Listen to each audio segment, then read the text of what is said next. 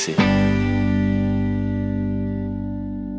Bienvenue les amis, Radio Couleur Chartreuse, toujours ici en reportage à Saint-Genis-les-Villages, à l'EHPAD Les Floralis pour cet événement En avant l'emploi, aide à la personne avec différents partenaires ici. Et je suis avec l'ancien maire de Saint-Genis, oui, c'est monsieur Jean-Claude Paravis, je ne me trompe pas, c'est ça. Bonjour. Voilà, bonjour. Merci de nous accueillir et de prendre quelques instants. Donc vous êtes vice-président donc, de la cohésion sociale, c'est ça, et du CIAS. Voilà, sur ce mandat, j'étais vice-président, donc en charge d'organiser avec les personnels de la communauté de communes ce type d'événement autour de l'emploi, de la cohésion sociale, du mieux vivre sur la Valguier. Alors parlez-nous un petit peu, parce qu'il y a plusieurs établissements, hein, c'est ça, du coup sur le secteur. Alors côté personnes âgées, on a fusionné les anciens établissements des CCAS de Saint-Genis et du Pont pour créer de la cohérence et de la complémentarité. Donc on a 2 EHPAD, 2 résidences autonomie, un service un petit peu d'hospitalisation de jour sur Saint-Genis, et puis des services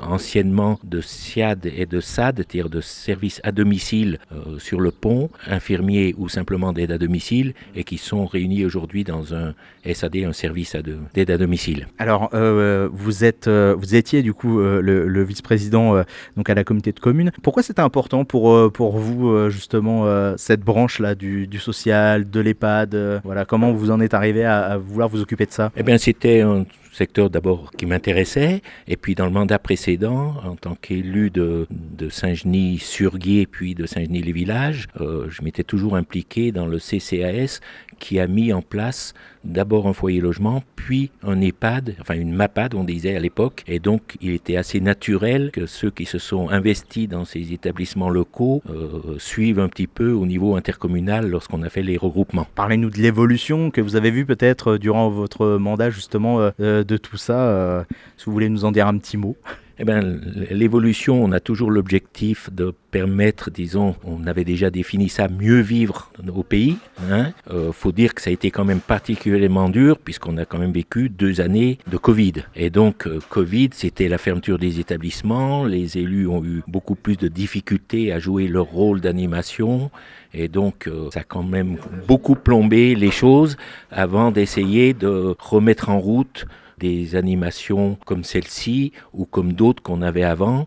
On n'est encore pas arrivé, par exemple, à refaire des séjours de personnes âgées à l'extérieur, alors qu'avant le Covid, on emmenait chaque fois un petit groupe de valides et de non-valides, par exemple à Agde, des choses. J'espère qu'on arrivera bientôt à le refaire. Ah voilà, c'est l'objectif, on va dire.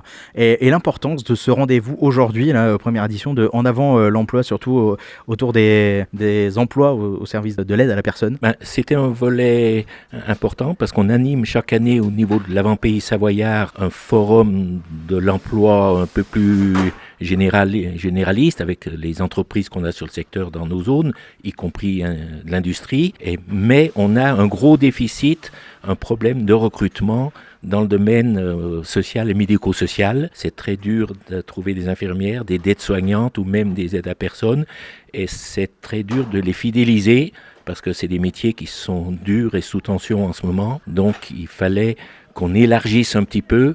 Si on ne pense pas aux formations et au recrutement, on aura de plus en plus de difficultés. Donc c'était investir sur l'amont pour pouvoir continuer à offrir un service de qualité. Donc un rendez-vous qu'on va sans doute retrouver, je pense. Alors prochainement déjà, puisqu'on a fait ça sur l'Avant-Pays Savoyard en liaison avec nos amis du lac d'Aiguebelette. Donc la prochaine fois c'est le 28. Voilà, le 28. Et puis nous avons aussi le rendez-vous du Forum de l'emploi en avril aussi, qui sera à Saint-Genis, après avoir été à la Maison du Lac et à la salle des fêtes de Yenne. Oui, c'est un rendez-vous qui tourne sur le territoire. Qui tourne, puisque le bassin d'emploi, il ne connaît pas les frontières administratives, et heureusement. Tout à fait. Eh ben, merci beaucoup d'avoir pris quelques instants pour répondre à ces différentes questions. Jean-Claude Paravis, je rappelle que vous êtes l'ancien maire de Saint-Genis-les-Villages. Du coup, jusqu'à hier au soir. Jusqu'à, voilà, pas très longtemps.